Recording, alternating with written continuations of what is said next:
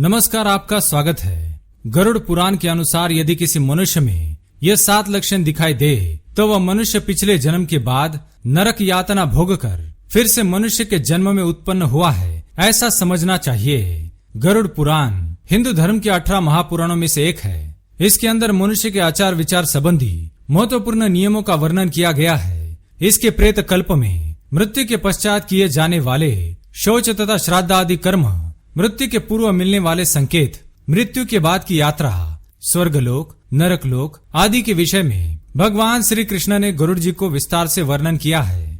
गरुड़ पुराण के अनुसार मनुष्य को उसके अच्छे या बुरे कर्मों के आधार पर स्वर्ग तथा नरक की प्राप्ति होती है। साथ ही अकाल मृत्यु तथा आत्महत्या करने के कारण मनुष्य को प्रेत योनि प्राप्त होती है और वह अपने परिवार के लोगों को भयानक यातनाएं तथा कष्ट देता है। गरुड़ पुराण में कहा गया है, नरक में सजा भोगने के बाद मनुष्य पुनः पृथ्वी पर जन्म लेता है। कुछ आत्माओं को जानवरों का जन्म प्राप्त होता है तो वही कुछ आत्माएं पुनः मनुष्य जीवन को प्राप्त करती है। गरुड़ पुराण में भगवान श्री कृष्ण ने गरुड़ जी को 7 ऐसे लक्षणों के बारे में बताया है। यदि यह लक्षण किसी मनुष्य में दिखाई देते हैं तो वह पिछले जन्म के बाद नरक यातना भोग कर आया हुआ है, ऐसा समझना चाहिए। श्री कृष्ण कहते हैं, अपने पापों का प्रायश्चित न किए जाने पर मनुष्य को अनेकों प्रकार के नरक प्राप्त होते हैं। वहाँ की यातनाओं से विमुक्त होकर प्राणी मृत्यु लोक में जन्म लेता है। मानव योनि में जन्म लेने पर वे सभी मनुष्य पूर्व जन्म में किए गए पापों के चिन्हों से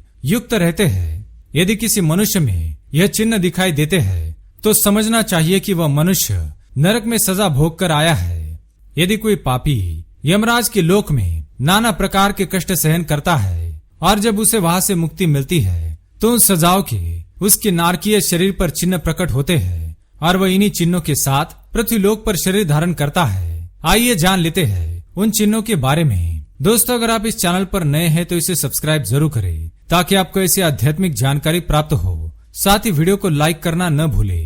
सबसे पहला लक्षण, यदि कोई मनुष्य पूर्व जन्म में असत्यवादी अथवा झूठ बोलकर धन कमाने वाला होता है तो वह नरक में सजा भुगत कर पुनः मनुष्य रूप धारण कर लेता है तो वह इस जन्म में हकलाकर बोलने वाला बन जाता है। दूसरा लक्षण, जो मनुष्य पिछले जन्म में मूक प्राणियों को कष्ट देता है, उनके ऊपर अत्याचार करता है, वह नरक में कष्ट भोग कर जब पुनः जन्म लेता है तो वह गूंगा बन जाता है। तीसरा लक्षण, पिछले जन्म में जिसने दूसरों की हत्या की है वह नरक में कष्ट भोगने पर मनुष्य का शरीर धारण करता है तो उसे कोढ़ी शरीर की प्राप्ति होती है, अर्थात वह कोढ़ रोग से ग्रासित बनता है। चौथा लक्षण, पिछले जन्म में जो मनुष्य मद्यपान करता है अर्थात शराब का अत्यधिक सेवन करता है, वह नरक में यातनाएं भोगने के बाद जब पुनः मनुष्य जन्म लेता है तो उसके दांत काले रंग के दिखाई देंगे।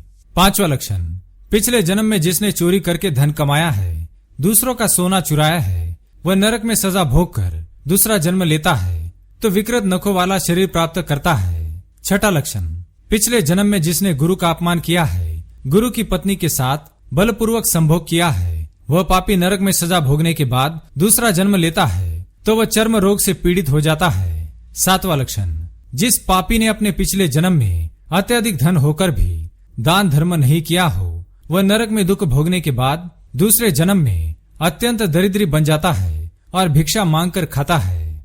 आठवां लक्षण, जो मनुष्य पिछले जन्म में अपनी पतिव्रता स्त्री को कष्ट देता है और वैश्याओं के साथ संबंध बनाता है, वह नरक में दुख भोगने के बाद जब दूसरा जन्म लेता है तो उसका विवाह दुष्ट स्त्री से हो जाता है, उसकी पत्नी पर पुरुष गामी बन जाती है।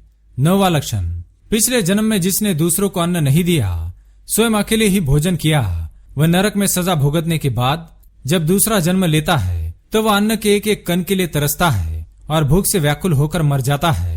ऐसे मनुष्य की कोई संतान नहीं होती है। आठवां लक्षण, जो मनुष्य पिछले जन्म में अपने माता पिता को मारता है अथवा उन्हें अपमानित करके घर से बाहर निकाल देता है तो वह नरक में सजा भोगने पर जब फिर से मनुष्य का जन्म लेता है तो उसकी संतान मूर्ख जन्म लेती है और वह उसे बहुत दुख देती है।